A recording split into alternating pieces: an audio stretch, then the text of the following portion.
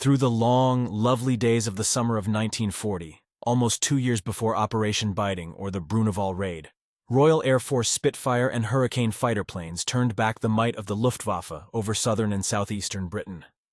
The Battle of Britain was won by the professionalism and courage of a handful of young pilots, by just enough of two fine fighter aircraft, and by a sophisticated system of fighter direction.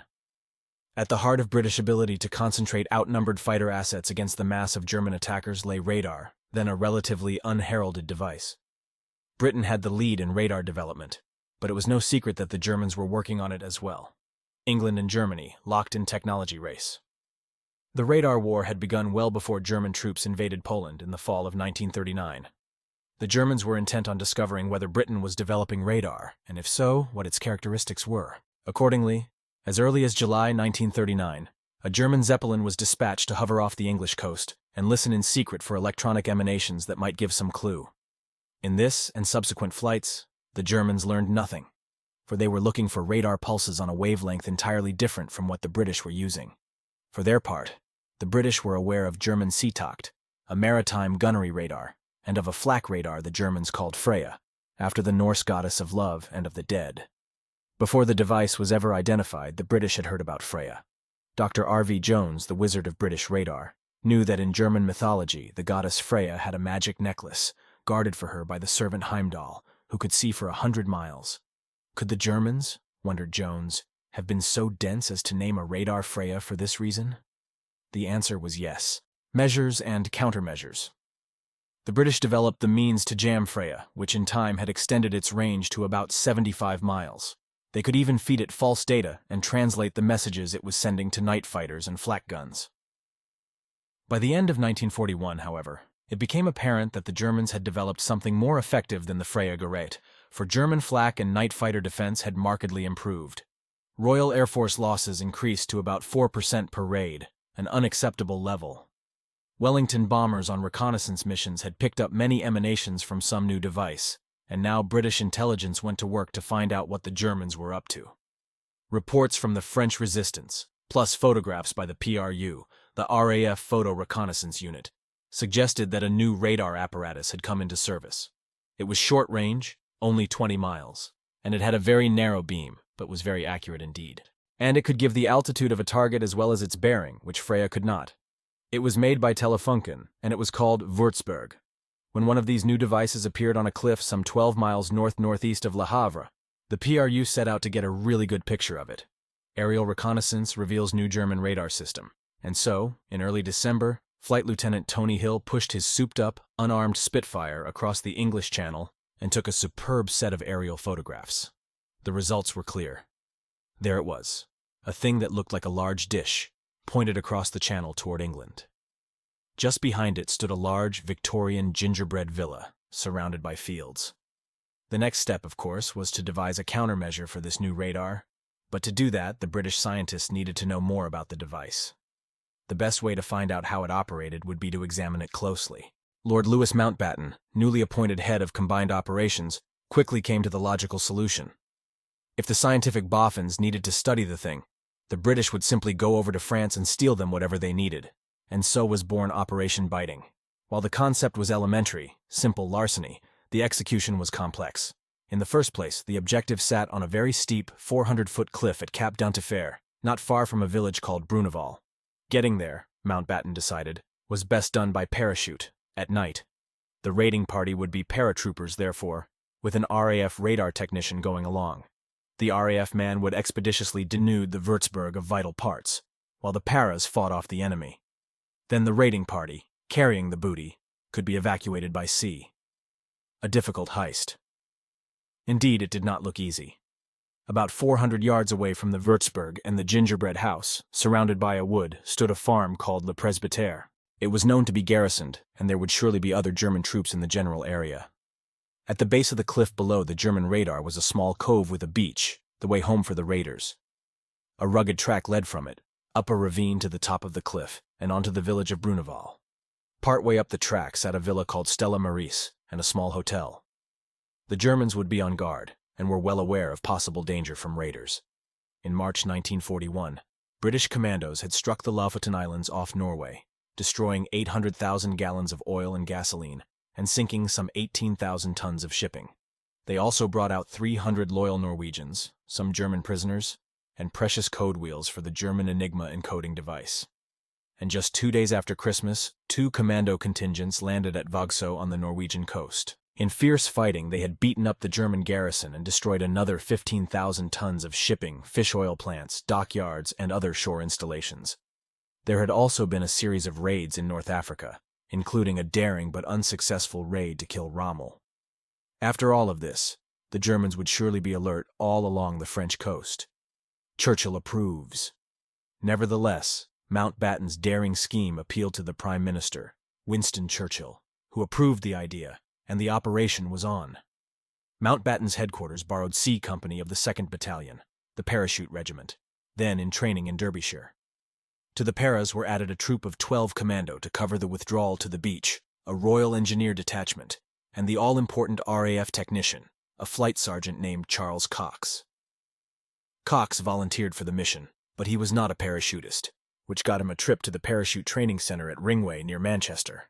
The Para Company was commanded by a remarkable officer, Major John Frost. Frost came from an army family, a graduate of Sandhurst, the British Military Academy, a rider and hunter. He joined his company at Tilshead Camp on Salisbury Plain and began to rehearse. Frost was a driver, pushing his men through the mud of Tilshead Camp with little time for anything but hard training and physical conditioning. Major General Boy Browning, the Guards officer who headed the British Airborne, inspected the strike force and told Frost to issue everybody a new uniform, for that is the filthiest company I ever saw in my life. Nevertheless, Browning, a strict disciplinarian, liked what he saw and directed that Frost be given whatever he wanted in equipment and supplies. Real objective kept from trainees. Frost's men were joined by Lieutenant Dennis Vernon's detachment of Airborne Royal Engineers. Since the force would spend some of its rare free time in the town's pubs, the paratroopers were told that they were training for an important demonstration, a practice attack on the Isle of Wight. Understandably, that notion aroused little enthusiasm within C Company, even after its men were told that if the demonstration went well, a real raid into France might follow. Frost, of course, was soon told the real objective, but could not tell his men. Also slated to go along on the raid was a soldier named Neumann, a fugitive anti-Nazi German whose father had fled the fatherland for fear of the Nazis. Neumann's command of the German language might well be useful at Cap d'Antifer, and his English was perfect. He was a small, humorous, cosmopolitan man who seemed to have lived all over Europe. Frost was a bit uneasy about this unusual man, wondering whether he might be a German operative planted as a refugee by Hitler. But Mountbatten reassured Frost, and Neumann would go along. A Scotch blend, complete with bagpipes. While Vernon's sappers were Englishmen, as he was, most of the infantry were Scots, largely men of the Black Watch and the Queen's Own Cameron Highlanders. Major Frost himself was an officer of the Cameronians. His executive officer, Captain John Ross, came from the Black Watch, as did Company Sergeant Major Strachan. Befitting its heritage, the unit, inevitably called Jock Company, even had its own piper. Nationalities aside, the force became a tight-knit unit during the endless rehearsals for the raid. Sergeant Cox found he liked the Scots NCOs. If you could understand half what they said, they weren't a bad bunch. Cox was supposed to have another radar expert along to help him, but the man had been hurt in jump school. Cox quickly discovered, however, that Royal Engineer Lieutenant Vernon was very bright and could quickly learn enough about Sergeant Cox's mission to take his place if something went badly wrong on the jump. Lieutenant Vernon, Cox, and Neumann were briefed on the real mission, including some instruction from radar experts, among them Dr. R.V. Jones, one of Britain's premier scientists. Another man was also briefed on the raid, a civilian known only as Noah, who was in fact radar expert D.H. Priest. Far too valuable to be risked, he would travel with the landing craft and come ashore to help strip the Würzburg only if German opposition was very light or non-existent. Holes cut into bombers' fuselage serve as jump platforms. The unit would jump in from RAF Whitley bombers, aircraft of a squadron commanded by Wing Seamdeater Charles Pickard, a legendary combat leader who would later lead, and die in, the daring and successful ground-level de Havilland Mosquito bombing raid that shattered the walls of Amiens prison and released dozens of members of the French resistance. Pickard's broad-winged, twin-engined Whitleys were slow, solid aircraft, which made them dependable jump platforms, but they were not designed to deliver paratroops. RAF mechanics had fixed that problem, after a fashion, by cutting some neat holes in the bottom of the bombers' fuselages. Through them, Frost's paras would drop straight down into the night over France. Meanwhile, across the Channel, the French resistance had been asked for detailed information on German defense positions and troop strength around Cap d'Antifer. Famed underground leader Gilbert Renault, codename Remy, received London's signal on January 24, 1942. It asked for details of the coast defenses around Cap d'Antifer, especially machine gun positions, for information on the German units in the area, their strength and reputation, for the places in which the German garrisons were quartered, and for the locations of barbed wire. French resistance provide ground assistance. Remy called on two of his most experienced French agents, code-named Paul and Charlemagne, and they went down to the Bruneval area and looked around. Posing as agricultural engineers, they learned that there was a small garrison commanded by an efficient sergeant quartered at the Hôtel Beaumenet on the edge of the village of Bruneval. At the Le Presbytere farm was a force of about 100 men whose job was to man 15 defense positions along the edge of the cliff.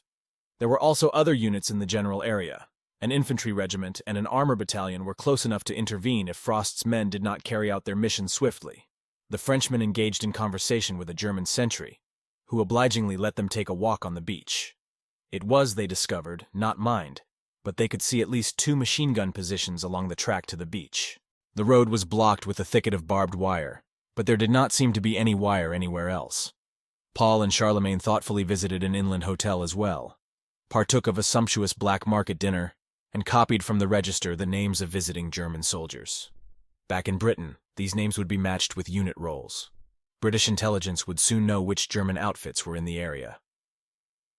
British build detailed model. From French intelligence.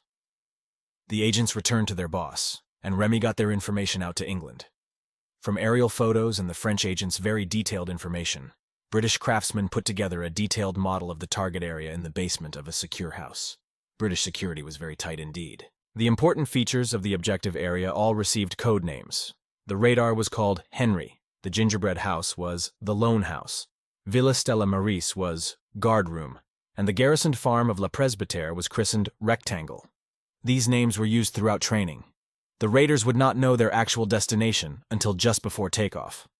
Whenever the paras moved outside Tilshead Camp or Loch Fyne, all identification was removed from their uniforms, including their jump wings. When the Whitleys finally headed across the Channel to drop their sticks of paras on the French coast, they would fly as part of a larger formation of bombers. In addition to training hard at Tilshead Camp, the infantry and sappers spent some time in Scotland at Inverary on Loch Fyne. There, they were quartered aboard HMS Prince Albert, a 22-knot ex-Belgian vessel converted into an armed assault transport. Frost's men learned the fine art of getting themselves and their gear in and out of landing craft, intact and at high speed. Assuming all went reasonably well on the raid, the paras would be collected from the beach by some of Prince Albert's 8 LCAs, landing craft assault. The 40-foot LCAs could carry 35 men and drew only 21/2 feet of water. Forming Operation Biting's landing party teams, Major Frost divided his men into teams, each one named for a British naval hero. Captain Ross would lead Team Nelson, occupying the beach, receiving the landing craft, and helping to cover the withdrawal. Lieutenant Ewan Charteris, called Junior, would lead another party to take out Villa Stella Maris. The French underground agents had confirmed that the villa contained a machine gun emplacement. In addition to the garrison at Le Presbytere, perhaps 100 men, and the 10-man guard on the beach road, there were at least another 40 Germans in Bruneval itself. Up on the cliff, Frost himself would lead Team Hardy against the gingerbread villa behind the radar in its shallow pit. They would cover Team Jellicoe, led by Lieutenant Peter Young, later one of the most famous commando leaders, at the Würzburg itself. Team Drake, commanded by Lieutenant Peter Naumoff, would hold off any Germans coming from the direction of the garrisoned farm at Le Presbytere. Rodney, under Lieutenant John Timothy, had the mission of defending in the direction of La Poterie. The troops were armed with rifles, grenades, Sten guns, and Bren light machine guns. The officers carried American Colt .45s, a much-coveted pistol in the British forces. Hurry up and wait. The Bruneval raid was good-to-go rehearsals for Operation Biting over. The troops packed their gear on February 23, 1942, and then, in a dismal routine familiar to every soldier in every army, they waited. The weather had turned sour and stayed that way. For 3 more days, Frost's troopers prepared to go each morning, then stood down each evening about tea time as the weather continued foul. By the 27th, Major Frost had about decided that the evil weather had delayed the mission for at least a month, for very soon the operation would have to be mounted on an ebb tide. Nevertheless, late in the afternoon, the word came down. The Bruneval raid was a go. Although there was a foot or so of snow on the ground in France, there was no wind to speak of, and a bright moon shone with just a little haze. From Portsmouth HMS Prinz, Albert moved to sea, carrying 32 men of No. 12 Commando. Destroyers Blencathrin Fernie and 5 motor gunboats, MTBs, would cover the operation. In hutments around the edge of Thruxton Airdrome, Company C and its sappers filled themselves with bully beef sandwiches and tea laced with rum. Altogether, there were 6 officers and 113 other ranks, as the British say, which included 9 sappers and 4 signalmen. Now Frost was finally able to tell his men precisely where they were bound.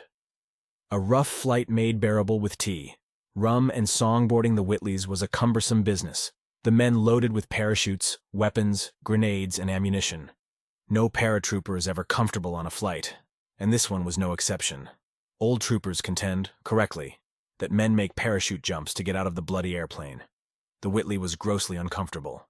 The men sat on the metal floor, trying to avoid the ribs of the fuselage. The airplane was very cold, especially after the cover was removed from the jumping hole in the bottom of the fuselage. Many of the men climbed into sleeping bags or wrapped themselves in blankets for warmth. At least one canteen of tea and rum made its way on board and was passed from hand to hand. Still, they were cheerful. The mission they had waited for so long was at last underway. Some men sang after the custom of the British Army, Annie Laurie and Red River Valley. Sergeant Cox soloed on The Rose of Tralee, an Englishman singing an Irish song for Scots soldiers. Other paras played cards after the fashion of every army. One Corporal Stewart won most of the money, as he generally did, but genially assured his comrades that if he were killed on the mission, they could get their money back. Despite enemy flak and dark of night, jump goes well. As the black-painted Whitleys crossed the Channel coast into France, German flak erupted all around them, directed, ironically, by the very radar that was their target. But no aircraft were hit, and within an hour from takeoff, the Whitleys dropped their 10-man sticks into the night over France. Airborne operations at night, even in moonlight, are notorious for scattering troops over several acres, but this night most of the paras hit the drop zone accurately, landing in a foot of snow and quickly rallying in a tree line about 3/4 of a mile from the objective. Apparently, the first order of business was answering a collective call of nature, the hot tea consumed in quantity at Thruton demanding to be let out. Only Lieutenant Charteris and his 20 men of Captain Ross's group were missing somewhere in the night. They had, in fact, been dropped far away to the south in the wrong valley, after the Whitleys carrying Charteris and his men had been driven off course by accurate German flak. Initial attack catches Germans off guard. Frost could not wait and put in his attack on the Würzburg site and the Lone House. At the shrill squeal of Frost's whistle, the paras went in against Henry under a shower of hand grenades and automatic fire, and the remnants of the Luftwaffe crew ran for it. One ran the wrong way and fell over the edge of the cliff. Dragged back by a para, he became a prisoner, along with one other German. Both men were questioned by the paras, but were almost incoherent with surprise and shock. Flight Sergeant Cox and Lieutenant Vernon promptly went to work on the radar, interrupted by German fire from Le Presbytere, which killed one para outside the Lone House. The Lone House turned out to have only a single German soldier in it. He was firing at the force attacking the radar site when paras broke into the house and shot him down. Meanwhile, a German captured at the Würzburg site was being interrogated by Newman and could not talk fast enough. Yes, he said. There were about 100 more Germans up at Le Presbytere, and they had mortars. He also acknowledged that the radar had been tracking the Whitleys as they came in over the French coast. Afraid of bombs, they had shut down as the RAF aircraft appeared overhead. Still, warm German radar set discovered. The radar set was still warm. It had obviously been operating quite recently. Cox and Vernon were busily making drawings of the apparatus and making scribbled notes. The photography stopped when the Germans opened fire on the flare of the flashbulbs. They found the set to be on wheels and well designed, its dish about 10 feet across, all of its vital works in a metal box about 5 feet by 3. As they worked, one of the sappers used a cold chisel to knock off and collect the metal tags with which the thorough German makers had labeled everything. Vernon found they could not quickly get the aerial unit loose, so he set another of his sappers to sawing it free. He and Cox got the pulse unit and amplifier loose easily enough, then discovered that even their longest screwdriver would not reach the screws holding the machine's transmitter. The solution was a crowbar. As they pulled on the vital part, one of the sappers put his weight on the bar, and the transmitter tore loose with part of its frame. The piece of frame, as it later turned out, also carried an important switching unit vital to the set's operation. Germans mount fierce counterattack. Down on the beach, Captain Ross's handful were held up by rifle and machine gun fire from positions close to Villa Stella Maris. Frost could see German flares shooting into the sky from that direction and hear heavy firing down the hill. In the din, he could distinguish a Bren gun shooting back at a heavier German automatic weapon. The Germans at Le Presbytere seemed to be forming up for a counterattack. German fire grew heavier, and on the cliff top another para had been killed. A pair of German bullets hit an element of the radar set as Cox held it in his hands. In addition to the Germans at Stella Maris and Le Presbytere, the British were now faced with a platoon from a company of the German 685th Infantry Regiment, coincidentally returned to its quarters in La Poterie after maneuvers. This force was now on its way to Bruneval. Worse, the German positions along the cliff face were still active. The para's Rodney group was too small to clear out the defenders. There was also a roar of firing over toward Bruneval village itself, and Frost knew it was high time to leave. Cox and Vernon having finished their job, Frost began to pull back down the ravine to the beach, hauling the liberated German radar parts on a sort of two-wheeled canvas cart, thoughtfully brought along for the purpose. Along the way, Company Sergeant Major Gerald Strachan went down with 3 bullets in the belly, and card-playing Corporal Stewart was wounded in the head. As he had promised, he gave his wallet to a comrade, but the other Scot, examining Stewart's head, saw that the hurt was, in his words, only a wee bit of a gash. "Then," said Stewart, "give us back that wallet." Teamwork fends off Germans. At the top of the hill, Lieutenant John Timothy's rear guard was holding off the Germans, who had already reoccupied the lone house. Since the way to the beach was still swept by German fire, Frost ordered the party with the wounded and the precious trolley cart to wait on the trail short of the beach. Frost then turned back toward the top of the cliff to help out John Timothy's rear guard, taking with him a mixed force of infantrymen and sappers. His men and Timothy's drove off a half-hearted German counterattack, and Frost hurried back toward the beach. Down below, Ross's men had pulled the knife rest barrier away from the wire barrier along the beach, and Lieutenant Namoff was preparing to lead a charge against the German positions above them. About this time, however, the situation improved dramatically, for Ewan Charteris and his little force appeared out of the southeast, having run 2.5 miles through the darkness. He and his men had moved through a unit of German troops in the gloom, and one of the enemy fell in with the British, obviously thinking they were his own people. As the official history dryly put it, subsequent explanations resulted in the death of the German. Along the way, Charteris's little band had lost several men, strayed in the darkness, but the lieutenant could not wait for them. At last, Charteris caught sight of the Cap d'Antifer lighthouse, and at once knew where he was. Near Bruneval itself, Charteris was seen by the German defenders, but his men shot their way past the little hamlet and trotted on toward the coastal track that was their objective, a racket, to raise the dead and annoy a German commander. Now clearing the village, Charteris led his men quickly downhill, and they came storming out of the night, yelling like banshees. It was too much for the German defenders, and Charteris overran the German machine gun positions, rushing the house behind 2 volleys of hand grenades. One German surrendered at the villa, a telephone operator who still clung to his handset. He had, he said, been talking to his commander, who was most unhappy with all the noise on the telephonist's end of the line. Charteris's men, with the men of Rodney, then cleared the German posts overlooking the road. The way to the beach was open, and just in time. Frost got his wounded, Strachan, Stewart, and 4 others, and the precious radar parts down to the water's edge. Now the problem was getting off the beach. Offshore, 3 of Prince Albert's LCAs were waiting to come in, covered by the 3 MTBs. Frost was having trouble contacting them with the para's relatively primitive radio sets, however, and time was running out. From the cliff top, Timothy reported seeing headlights approaching. Frost now tried a pair of green flares, fired from a very pistol, but still got no answer. As a last resort, he activated a small radio beacon called Rebecca, so classified that it came with its own integral destruction device. Its corresponding set, Eureka, was in one of the LCAs. God bless the ruddy Navy! But the Navy had seen Frost's flares and a light signal and was on the way in. Waiting had not been easy for the little boats either. The weather was getting worse and worse. The LCAs had narrowly avoided being spotted by German destroyers and E-boats as they waited for Frost's signal, and the tide was on the ebb. But now they were coming. All of them, and on the beach a voice cried out, "God bless the ruddy navy!"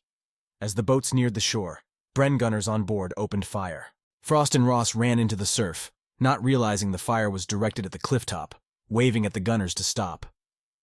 "We thought you was a Jerry with a suicide wish, but we gave you the benefit of the doubt," said a voice on board one of the LCAs. Frost's men got aboard the LCAs in record time, tenderly loading their wounded as German fire plunged down from the clifftop.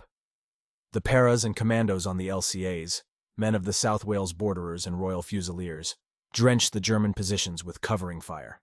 The first LCA took the wounded men, Cox, the sappers, and the loot from the Würzburg. This boatload, which included Noah, was immediately transferred to one of the MTBs, which immediately left at high speed for England. Priest was already eagerly examining the loot from the German apparatus while the MTB was still at sea. Raiders, receive enthusiastic welcome back home. The other MTBs took the remaining landing craft in tow, and the little flotilla headed back for safety through high winds and heavy seas. They were covered by 2 Royal Navy destroyers, RAF Spitfires, and 4 light destroyers of the Free French Navy. There was no German interference. As the little flotilla neared Portsmouth, the raiders won a salute from the escorting destroyers, and an enthusiastic welcome awaited them back at their base from Pickard and his pilots. Frost's daring raiders had come home with the key to the Würzburg radar, saving untold numbers of RAF aircraft and airmen. They had paid for their success with only 2 dead and 2 wounded, plus 6 men who had become separated from their comrades, and were eventually captured by the Germans. German losses were 5 dead, 2 wounded, and 5 missing, 2 of whom made the one-way trip to England as British prisoners. To add insult to injury, the next day a prowling Hawker Hurricane fighter spotted a group of German officers inspecting the site of the raid. The Germans ended up somewhat ingloriously at the bottom of the empty hole where their Würzburg had been, hiding from the fighters' 8 machine guns. A handful of airborne soldiers had been responsible for a major turning point in the scientific war, in a raid that Admiral Mountbatten rightly called 100% perfection. British raiders praised from both sides. A German report of the raid agreed. The operation of the British commandos was well planned and was executed with great daring. During the operation, the British displayed exemplary discipline when under fire. Although attacked by German soldiers, they concentrated entirely on their primary task. Frost and Charteris both received the Military Cross. Lieutenant Young was mentioned in dispatches. Sergeant Major Strachan, who recovered from his wounds, won the French Croix de Guerre. Military medals were awarded to Sergeant Cox and 2 other NCOs.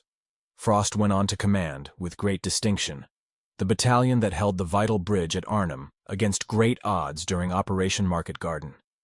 He retired long afterward as a major general.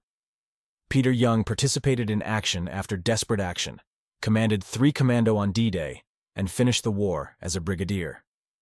Sadly, the gallant Charteris was killed before the year was out, fighting in North Africa. Sergeant Major Strachan, wounded again at Arnhem, died in 1948, only 42, from what were probably complications from his wartime wounds. Newman was captured during the successful commando strike at Saint-Nazaire in March 1942. His cover story was so good, however, that he was never identified as German. He became a successful businessman in Britain after the war. Operation Biting yields immense technological advantage for Allies. With Operation Biting, a handful of airborne soldiers had given Britain an enormous advantage in the critical radar war, providing the means for British scientists to further develop radar countermeasures, including Window, the strips of tinfoil that badly confused German radar through the latter part of the war. 50 years on, Royal Air Force Group Captain Lord Cheshire, himself a winner of the Victoria Cross, wrote Frost in remembrance and congratulation. He pretty well summed up the almost incalculable benefits of the Bruneval raid. Our own, the RAF's op, on the night of 5/6 June 1944, could never have succeeded as it did, had we not been able to test out the window sizes and the tactics on the radar set itself. And that is quite apart from the help it gave the Boffins in developing Window as a whole. We wartime aircrew have a great deal for which to thank you and those under your command. Major Frost sent a great shock through Hitler's headquarters. Cheshire's high praise was echoed from an unexpected source, well after the war was over. General Kurt Student, who in his own right knew a thing or two about airborne operations, wrote Mountbatten to say. To take the Bruneval station is a coup de main from the air. This was a grand plan, just to my liking as the creator of the German paratroopers. The successful execution by Major Frost sent a great shock through Hitler's headquarters. It did indeed. Hitler raged at his own commanders, demanding that the Brandenburg Division, a unit created for special operations, go to England and bring back a British radar unit. He waited in vain.